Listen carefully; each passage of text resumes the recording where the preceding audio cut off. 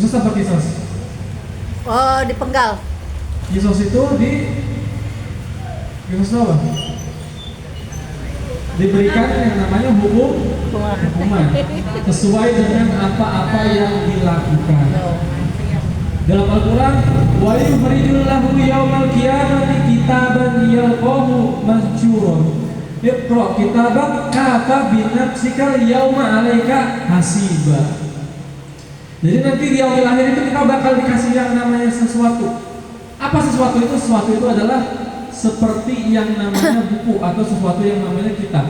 Di mana di dalam kitab itu atau buku itu dituliskan semuanya segala perkara kita yang kita lakukan di dunia, amal-amal kita, baik buruknya, maksiatnya, taatnya, itu semuanya ada di dalam kitab tersebut. Di mana di dalam kitab tersebut maka cukup bagi Allah Subhanahu wa taala untuk menentukan apakah kita termasuk orang-orang yang layak atau tidak layak nantinya. Yang itu juga bisa mengakibatkan atau menyebabkan kesengsaraan nanti di yaumil akhir atau kesejahteraan di yaumil akhir. Fa amma man u'tiya kitabahu biyaminihi, barang siapa yang diberikan kitabnya dari sebelah kanan, fasawfa yuhasibuhu hisaban yasiro. Maka kalau misalkan kitabnya itu dari sebelah kanan, misalkan kita itu dapat perhitungan kitab hisabnya itu di sebelah kanan, maka insya Allah semuanya dimudahkan. Amin. Tapi kalau misalkan wayanqalibu ila ahlihi masruro, tapi kalau misalkan tidak dari sebelah kanan melainkan daripada sebelahnya, yaitu sebelah kiri, maka itu bakal dipersulit, maka itu bakal yang namanya disusah, ya. Bakal lebih susah, bakal lebih sulit, bakal lebih lama dibandingkan orang-orang yang diberikan kitabnya dari sebelah kanan. Kalau misalkan kita bikin SIM, bikin STNK, bikin BPKB, itu susah apa nggak di dunia? Gampang. Kalau misalkan di dunia, kalau misalkan bikin STNK, BPKB, bikin surat puasa atau surat pajak apa segala macam, itu susah apa gampang di dunia? Gampang. Hah? Gampang. Gampang kalau punya duit, kalau nggak punya duit. Bikin KTP, bikin kartu keluarga, KTP aja itu sampai 1 tahun belum jadi. Ya. Tapi kalau dibayar gampang.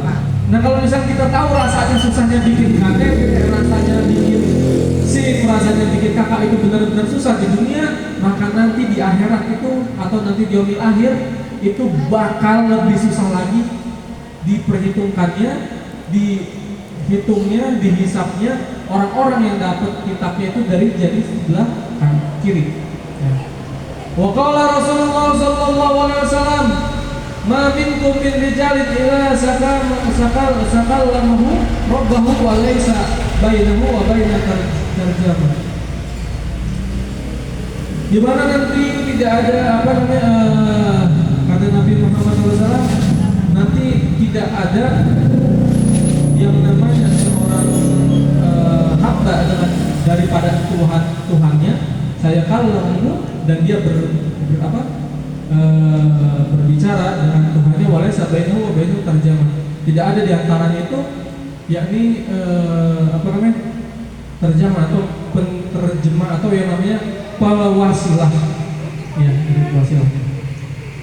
La tazallu qadima ibni Adam yaumal qiyamah min ilmi rabbih hatta sa'al an khamsin an umurihi fima afnah wa an sababuhu fima ablah wa an malihi min aini kisabahu wa fima anfaqahu wa ma da'a malin fima alama.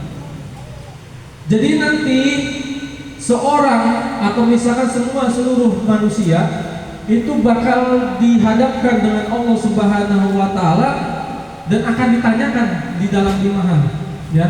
Di dalam 5 hal. Yang pertama ditanyakan yang namanya umurnya. Umurnya itu ditanyakan digunakan buat apa saja, digunakan untuk apa saja, dibanyakin waktunya untuk apa aja, itu sampai apa? Sampai dia mati. Dari umurnya dia lahir sampai dia meninggal itu bakal ditanya sama Allah. Itu digunain buat apa aja? Itu diperuntukkan buat apa aja? Banyakan maksiatnya kah? Apa banyakan taatnya kah? Apa banyakan sholatnya? Apa banyakan namanya melakukan kejelekannya, maksiatnya segala macam itu bakal diperhitungkan sama Allah Subhanahu wa taala. Wan syababahu fi ma abalahu, dan bakal ditanya nanti masa mudanya itu digunakan untuk apa?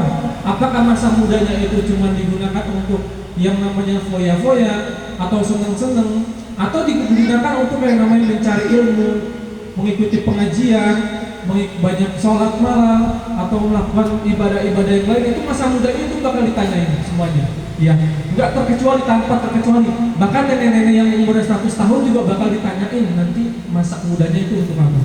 Ya, jadi ya kalau misalkan ibu-ibu masih ngerasa muda atau masih belum tua, ya maka pergunakan waktu sebenar-benarnya. Wa an malihi min aini tisabuhu wa fi ma anfaqahu. Dan bakal ditanya yang namanya hartanya. Hartanya digunain buat apa? Ditasarrufin buat apa? Dijajanin buat apa? Dibeliin apaan? Apakah hal-hal yang berguna? Apakah diinfakkan? Apakah disedekahkan? Apakah dibeli sesuatu yang tidak ada gunanya? Apakah diinvestasikan? Apakah segala macamnya? Itu bakal dipertanyakan oleh Allah Subhanahu wa taala. Seluruh hartanya itu bakal dipertanyakan.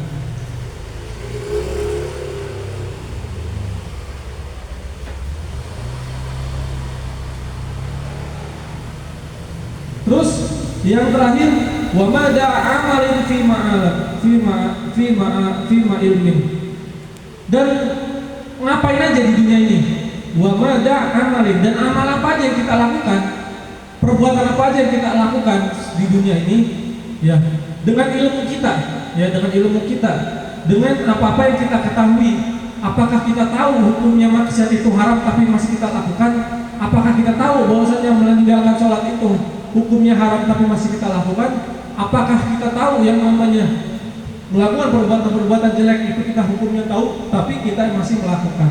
Itu bakal nanti dipertanyakan, bakal nanti dipertanggungjawabkan oleh Allah Subhanahu wa taala.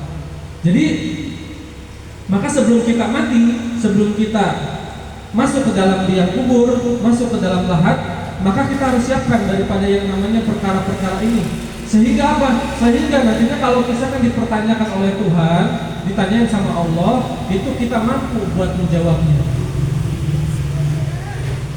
Jadi jangan sia-siakan umur kita, jangan sia-siakan masa muda kita, jangan sia-siakan harta kita, dan jangan sia-siakan kesehatan kita yang kita ini masih hidup sehat, masih bisa lakuin amal-amal yang lainnya. Karena kalau misalkan kita sakit, banyak perkara-perkara, banyak amal-amalan yang mungkin kita tidak bakal bisa kita lakukan, yang mungkin kita tidak bisa pergunakan. Ya. Banyak orang di di rumah sakit, ya banyak orang di rumah sakit itu pengen dia itu yang namanya sembuh. Ya. Biar apa? Biar dia bisa melakukan amalan-amalan yang lainnya. Kalau misalnya kita taubat sama Allah, ya kalau taubat. Kalau misalnya air mata nih Bu, air mata ya, air mata yang keluar dari dalam diri kita, yang keluar dari mata kita. Air mata yang paling baik itu air mata yang apa? Air mata yang kita yang keluar terbaik dari diri kita itu air mata kenapa? Air mata penyesalan. Air mata kenapa? Penyesalan telah berbuat dosa. Air mata taubat kepada Allah Subhanahu wa taala. Taubat yang paling bagus di mana? Hah? Taubat yang paling bagus di mana? Di masjid, di rumah, atau di mana? Di rumah. Taubat yang paling bagus di mana? Identiknya kalau kita ibadah itu di mana? Masjid. Di masjid ya, di masjid. Di masjid itu kita tempatnya identik dengan tempat ibadah.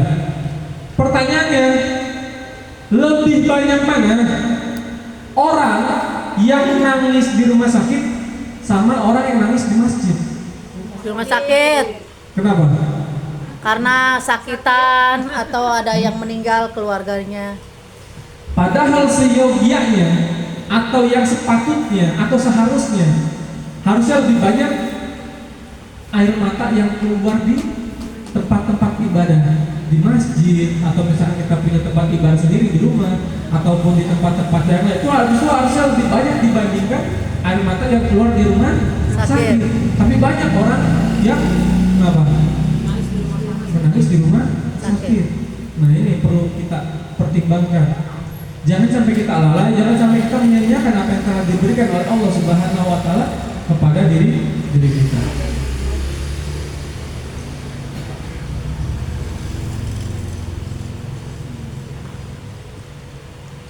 Terus yang ketujuh, al-mizan alladzi tuzanu fihi al-hasanah wa sayyi'at. Yang ketujuh nanti ada yang namanya timbangan, ya. Ada yang namanya timbangan. Timbangan apa? Timbangan yang menimbang daripada beratnya kebaikan seseorang atau beratnya keburukan seseorang. Dalam Al-Qur'an, wa nad'ul mu'minina wa nad'ul mawazina al-qista li yaumil qiyamah fala tudlamu nafsun syai'a wa in kana mithqala habatin min khardalin ataina biha wa kafa bina hasibin. Jadi kalau misalkan nanti di yaumil akhir itu pasti ada yang namanya timbangan yang bukan menimbang berat badan kita, bukan, tapi timbangan yang menimbang daripada beratnya kebaikan kita atau keburukan kita. Kalau kebaikannya lebih banyak, ya berarti alhamdulillah, mungkin dia termasuk orang-orang yang lulus. Tapi bagaimana kalau misalkan keburukannya yang lebih banyak dibandingkan kebaikannya, maka orang tersebut nanti bakal mendapatkan yang namanya kesialan, bakal mendapatkan yang namanya siksaan, bakal mendapatkan daripada balasan daripada apa-apa yang dia lakukan. Karena yang namanya kedoliman itu pasti akan dibalas, ya. Kedoliman itu pasti akan dibalas. Segala sesuatu itu pasti akan dibalas. Ya. Sekarang gini, ibu-ibu nggak pernah yang namanya ngerasa. Kita kan mungkin selalu menjaga diri kita agar diri kita itu tidak dolim sama orang lain.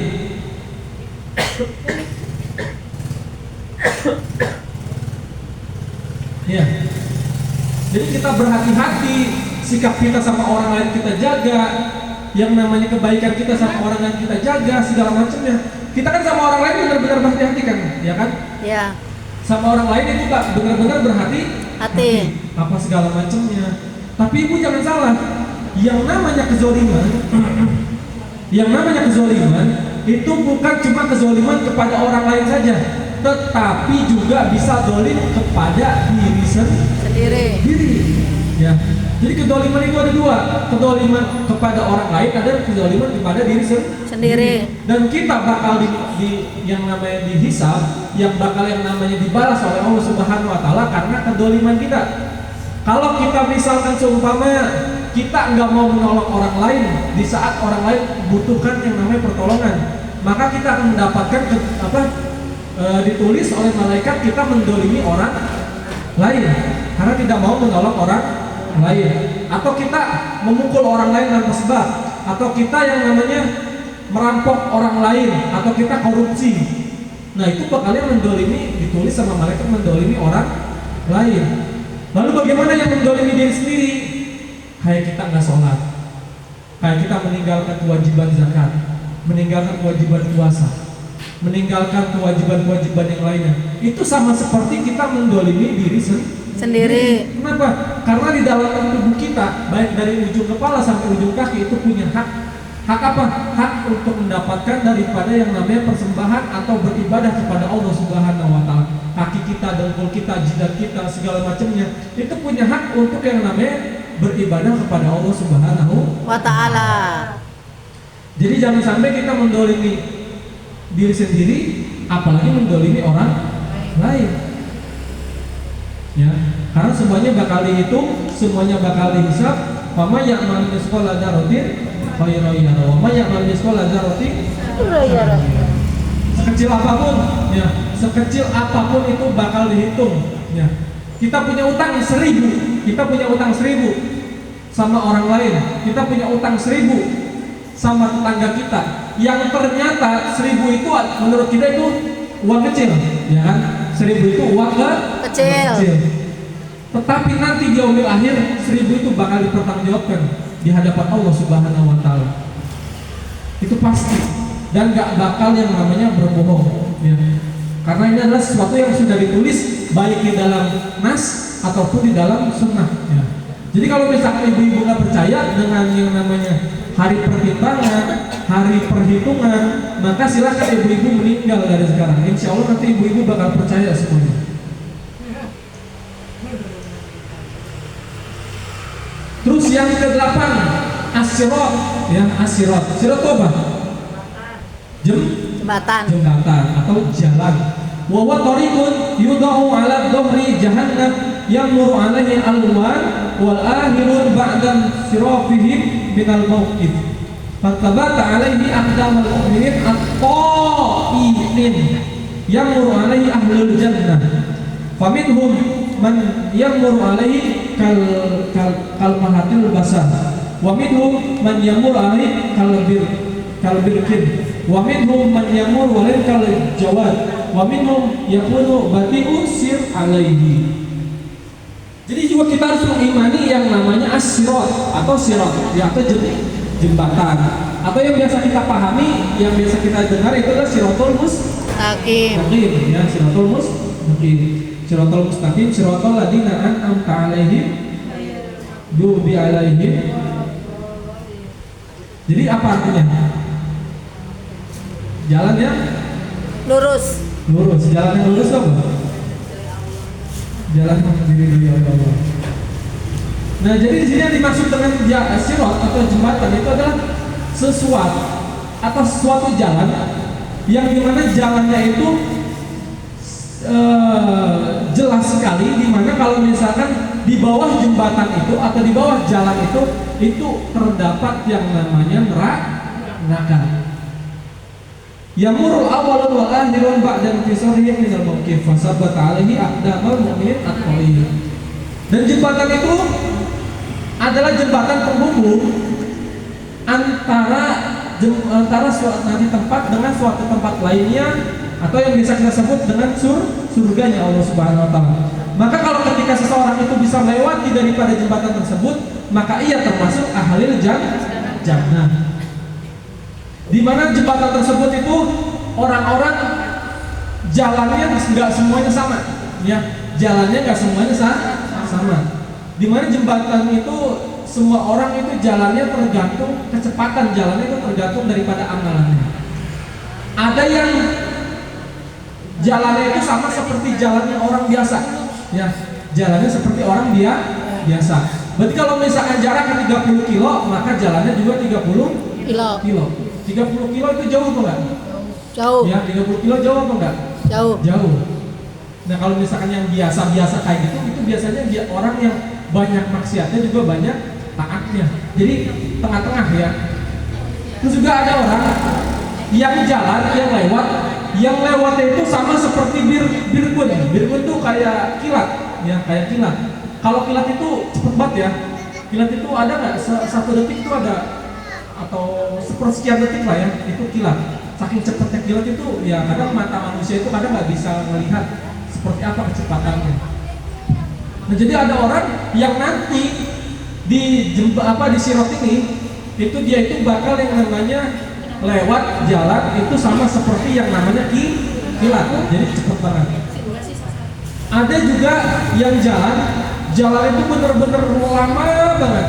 Jalannya itu bener-bener lebih lambat daripada orang yang biasanya, sama kayak orang yang jalannya sambil ngesot, ya, atau jalannya sambil nggak pakai kaki lah, ya, jalan itu kayak ngesot gitu lah, ya. Itu kalau misalkan orang normal aja, kayak dari sini ke Tritunggal aja itu kan lumayan jauh lah, ya, kalau jalan kaki, ya. Apalagi kalau misalkan ke Tritunggal itu dengan cara ngesot, mungkin lebih lama lagi, ya. Kalau kita jalan kaki ke Tritunggal berapa menit dari sini ke Tritunggal? 10 menit. 10 menit? Cepetan. Ke Tritunggal berapa menit kalau jalan? Hah? 15 menitan lah, ya.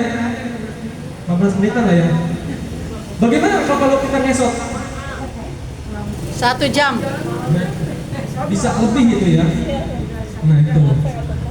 Wadhalika kulluhu ala hisabi amaluhu wa tazzalu ala aqdamil kafirin wa usatu minal mu'minin fayaquluna finnarin.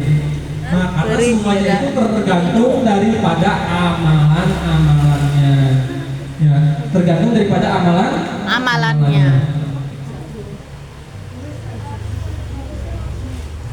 Wa qala Nabi Muhammad SAW wa yadribu sirat baina dhuhri jahannam fa aqulu ana wa ummati awwala man yunziru wa la yatakallamu yawma idzin illa rasul wa da'wa ar-rusul yawma idzin Allahumma salim salim Allahumma salim salim wa fi jahannam kala labin misla siwa kusa'dan wa yadu annahu la ya'lamu ma qaddara idhahima illa Allah yahfadun nas bi a'malihi.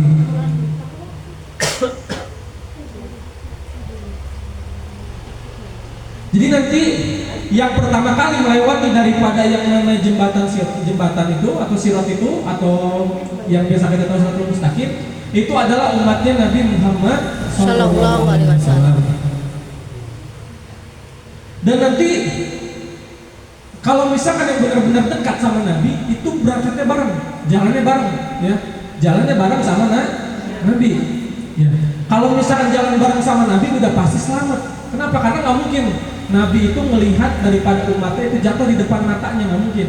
Maka kalau jalan bareng sama Nabi pasti selamat.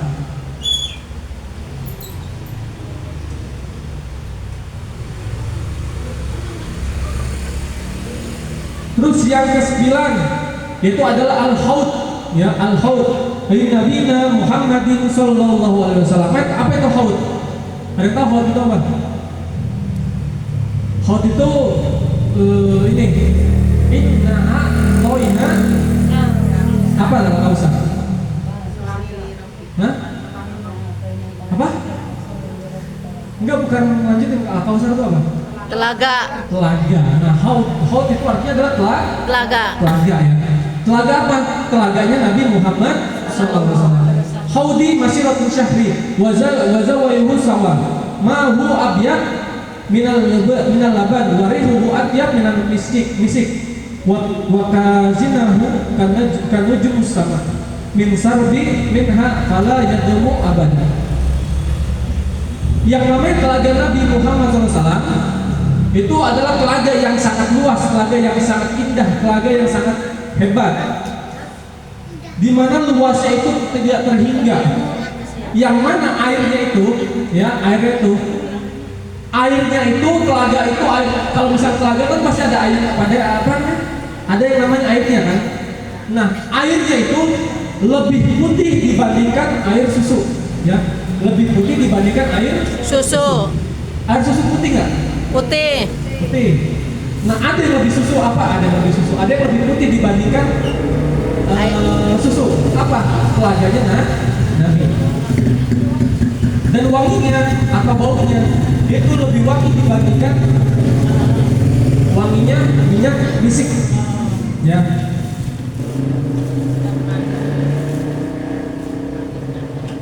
Dan luasnya itu sama seperti bintang yang ada di langit, ya, bintang yang ada di langit. Bumi sama bintang luasan mana? Gedean mana bumi sama bintang? Bumi sama bintang gedean mana? Bintang. Hah?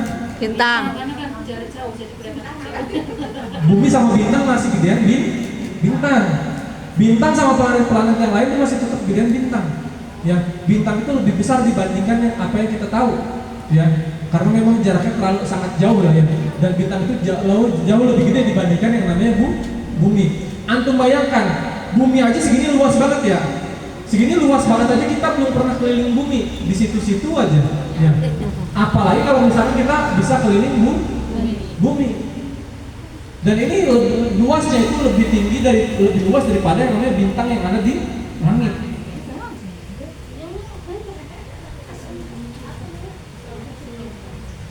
Dan setiap nabi itu memiliki telaganya masing-masing. Nah, kalau misalkan umatnya maka dia bakal meminum telaga daripada nabinya sendiri. Kalau kita umatnya Nabi Muhammad, maka yang kita minum adalah telaganya Nabi Muhammad Sallallahu Alaihi Wasallam. Terus yang ke-10 yakni adalah al-jannah atau surga. Wahiyya darus sawab. Dan surga adalah tempatnya menerima atau tempatnya kita itu mengkoleksi atau mengambil segala sesuatu yang kita tanam di dunia. A'laduha Allahu lil mu'min min ibadihi khalidin fiha abadan bi mahdi fadlihi wa fiha tashtihi al-anfas wa fiha ma la ainun ra'aitu wa la udhun sami'tu wa la khatirun ala qalbi bashir. Qala ta'ala la yamassukum fiha nasabun wa ma hum minha bimukhrajin. Jadi surga adalah tempatnya kita itu memanen apa-apa yang kita tanam, memanen apa-apa yang kita tanam dari amal-amalan kita. Di mana surga ini adalah tempatnya bagi orang-orang yang beriman kepada Allah Subhanahu wa taala abadan selamanya. Ya, selamanya.